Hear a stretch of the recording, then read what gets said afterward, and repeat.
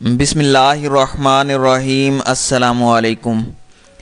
بھارت کی جانب سے پاکستان پر حملے کے ناکام منصوبے کی بہت سی باتیں میڈیا میں آ چکی ہیں، تاہم اس بارے میں معتبر ذرائع سے ملنے والی مزید تفصیلات سے اندازہ ہوتا ہے کہ 27 فروری کی رات دونوں ملک ایٹمی جنگ کے کتنے نزدیک پہنچ گئے تھے۔ ذرائع نے ان خبروں کی بھی تصدیق کی کہ پاکستان نے ایک نہیں 2 پائلٹ پکڑے تھے، اور یہ کہ ان میں سے ایک اسرائیلی تھا۔ یہ بھی معلوم ہوا ہے کہ جارحیت کا جواب دینے کے لیے پاکستان نے بھارت کے 16 شہروں کو میزائل کے نشانوں پر رکھ لیا تھا۔ پاکستان پر حملے کی گیدڑ بھبکی صرف بھارت نہیں بلکہ اسرائیل کی طرف سے بھی آئی تھی۔ اسرائیل کو اپنے گرفتار پائلٹ کو نہ چھوڑے جانے کا غصہ تھا۔ ذرائع نے بتایا کہ جب پاکستان ایئر فورس کے شاہینوں نے بھارت کے 2 طیارے مار گرائے تو MiG 21 میں صرف ابھینندن بیٹھا ہوا تھا، جو پیراشوٹ کے ذریعے پاکستانی علاقے میں اترتے ہی پکڑا گیا، جبکہ 2 افراد کے گنجائش والے سکھوئی 30 طیارے میں 2 پائلٹ بیٹھے تھے۔ اس طیارے کا ملبہ اور ایک پائلٹ سرحد کے اس پار بھارتی مقبوضہ علاقے میں گرا، جبکہ دوسرا پائلٹ پاکستانی علاقے میں اترا اور گرفتار ہو گیا۔ مسئلہ اس وقت کھڑا ہوا جب گرفتار کیا جانے والا دوسرا پائلٹ اسرائیلی نکلا۔ بھارت نے اپنا پائلٹ ابھینندن تو فوری مانگ لیا، لیکن وہ اسرائیلی پائلٹ کو مانگنے کی پوزیشن میں نہیں تھا۔ اس صورت میں دونوں ممالک کا مکروہ گٹھ جوڑ بے نقاب ہو جاتا۔ پھر یہ کہ ٹیکنیکل طور پر بھی بھارت صرف اپنے پائلٹ کی رہائی کا مطالبہ کر سکتا تھا۔ ذرائع کے مطابق دوسری جانب اسرائیل بھی مشکل میں پڑ گیا تھا کہ وہ کس منہ سے پاکستان سے اپنے پائلٹ کی واپسی کا مطالبہ کرے۔ یہ مطالبہ کر کے ایک طرح سے وہ تسلیم کر لیتا کہ پاکستانی فضائی حدود کی خلاف ورزی صرف بھارتی پائلٹ نے نہیں بلکہ اسرائیلی پائلٹ نے بھی کی، یعنی دونوں ملکوں کی پاکستان کے خلاف مشترکہ جارحیت تھی، جبکہ پاکستان یہ سوچ رہا تھا کہ وہ اس پائلٹ کو کس کے حوالے کرے۔ پاکستان نے اب تک اسرائیل کو تسلیم نہیں کیا اور نہ ہی دونوں ممالک کے درمیان سفارتی تعلقات ہیں۔ ذرائع کے بقول بڑا عجیب مسئلہ بن گیا تھا۔ بالآخر اسرائیل نے اپنی مدد کے لیے مجبوراً امریکن حکام کو فون کیا اور کہا کہ وہ پاکستان سے اسرائیلی پائلٹ رہا کرنے کا کہے۔ اسرائیل نے یہ گیدڑ بھبکی بھی دی تھی کہ اگر اس کا پائلٹ رہا نہیں کیا گیا تو وہ پاکستان سے جنگ کرے گا۔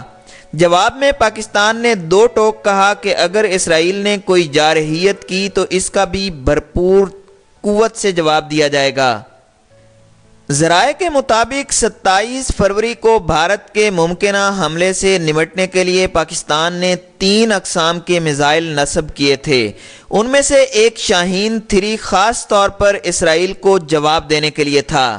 یہ پہلی بار تھا کہ پاکستان نے شاہین 3 میزائل نصب کیا جس کی رینج میں اسرائیل کے تمام شہر بھی آتے ہیں۔ شاہین 3 پاکستان کا سب سے طویل رینج رکھنے والا میزائل ہے۔ اس کی رینج 2750 کلومیٹر ہے۔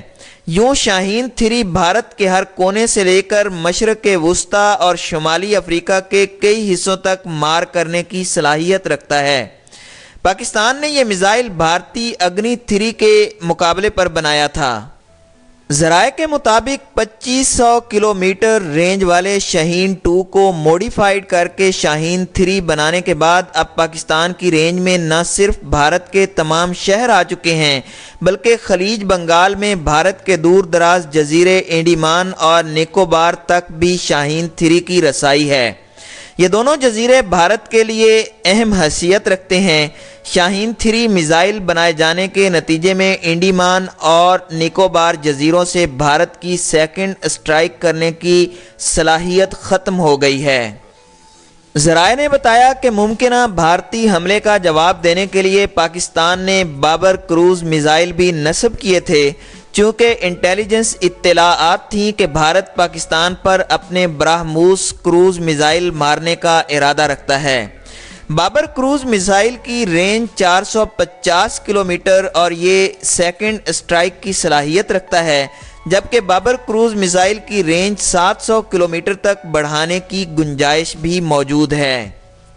ذرائع کے مطابق پاکستان نے جو تیسری قسم کے میزائل نصب کیے وہ نصر میزائل تھے۔